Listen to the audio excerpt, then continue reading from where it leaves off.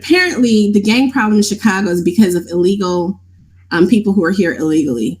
I did not know that. Well, there was a piece, and this goes into his executive order for today that he signed today. You know, empowering cops and whatever other nonsense he's talking about. But one of the things that was in the article earlier this week was Trump made the accusation basically that part of the crime problem, part of the gang problem in Chicago is due to people who are here illegally.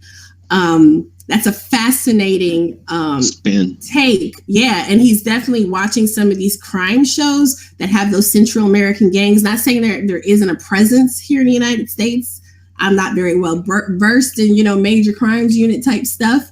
But, we've seen random stories over the years that do indicate that, was it MB6 and maybe 6? They have a lot of those gangs sometimes in like Law and Order, right? B26 or I don't know.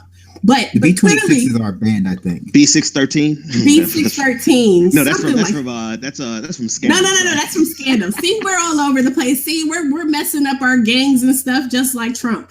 But we're not writing executive orders based on this information. I will say, still, I wonder how much this is going. So this is one of the effects of Trump, right? That Trump does something incredibly crazy, like implying there's some sort of cartel presence in Chicago, and that's why Chicago is the way it is in terms of gang violence. There is a cartel in Chicago. It's called the Chicago Police Department. Oh yeah, they have black sites and they have illegal. They black bad people and extradite them to black sites. But my point was this: I wonder how this is going to be used by the liberal media, and I hate to do this, to absolve Rahm Emanuel of all of his awfulness.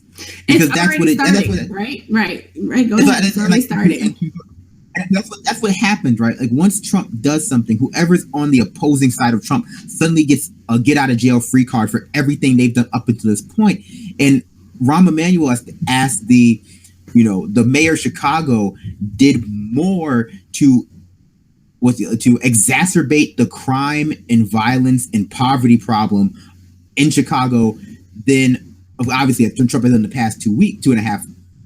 How long has it been since he's president? It seems like forever. It feels like 2 years. It's almost a month. We're almost at a month. It's been about 3 weeks. It feels like he's violating term limits. I swear to God, it does. But and so we see this everywhere, right? Trump does something bad, and whoever is on the opposite side gets absolved of what they've done. And Rahm Emanuel is definitely one of those problematic liberals, maybe one of the most problematic liberals.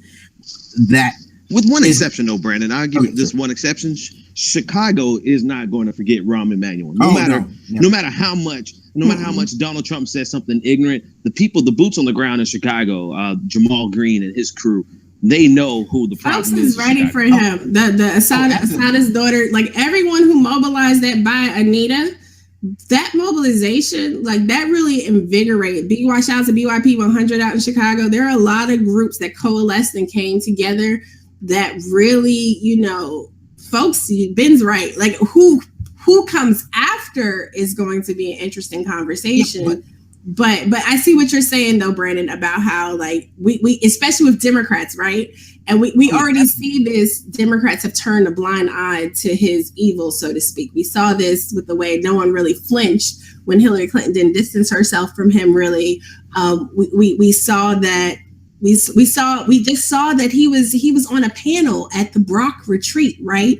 With the Democratic National Committee chair candidates. He was on a freaking panel about how to defeat Trump at this insider only, event. So this is another example of how the DNC is out of touch with actual people. Yeah, and that was my other point, right? So of course, Ben is 100% right. The people who live in Chicago and in adjacent suburbs of Chicago are never going to forget the schools Rahm Emanuel closed, the money he funneled to the privatization efforts, the way the crime rate exploded under him, et cetera, et cetera, et cetera. But at the macro level, at the liberal, he'll be on MSNBC. Like he'll find himself simply by nature of being on the opposite side of Trump, as now he's in the resistance. Like he's a warrior against Trump. Like we can now justify giving him a cushy position in the DNC because he is he's been tempered by the fire of the Trump-pocalypse, for lack of a better word. And so, but we see it all over, like this discrepancy between the local level, what's going on with these local Democrats and the people who have to deal with these local Democrats, whether they be Manchin in West Virginia or Rahm Emanuel in Chicago, and what people are advocating at the, in the media for them, like what their solution to them is.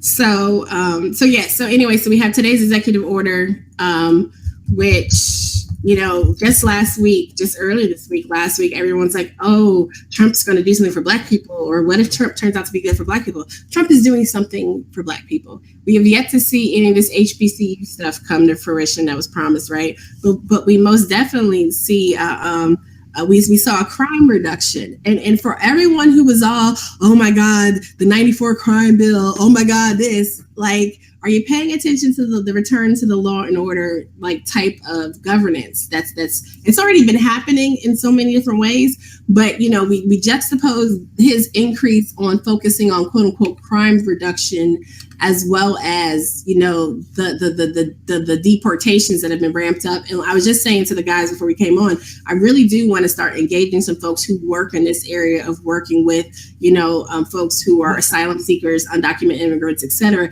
to get a good sense of what we're looking at now, versus what has been happening and what's going on with the work. Because that's something, and I know you've said this before, Brandon, so that's something that's a conversation we actually really do need to be having, in addition to how do we continue to work with families that are being ripped apart and things like that. Go ahead. And that's what I was going to say, right? So that's what I was going to say, right? Okay. Yeah, what's the caller? We have a caller, but I'm going to just say this first and take the caller. That's the important thing, right? We forget that the police union and also the Border Patrol union, they were some of Trump's biggest supporters in his primary.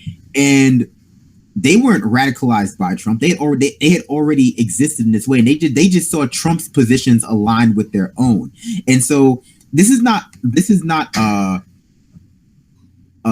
re-engaging with the war on crime or the war on poor communities. This is just now the police have a president. The police and the problematic police forces have a president who are more aligned and more vocal with what they have already believed, and that has been brewing in our police departments for the past 3 decades, since we started the war on crime, since we started this war not on crime, quote unquote, but this war on criminals. And by criminals, I mean poor communities.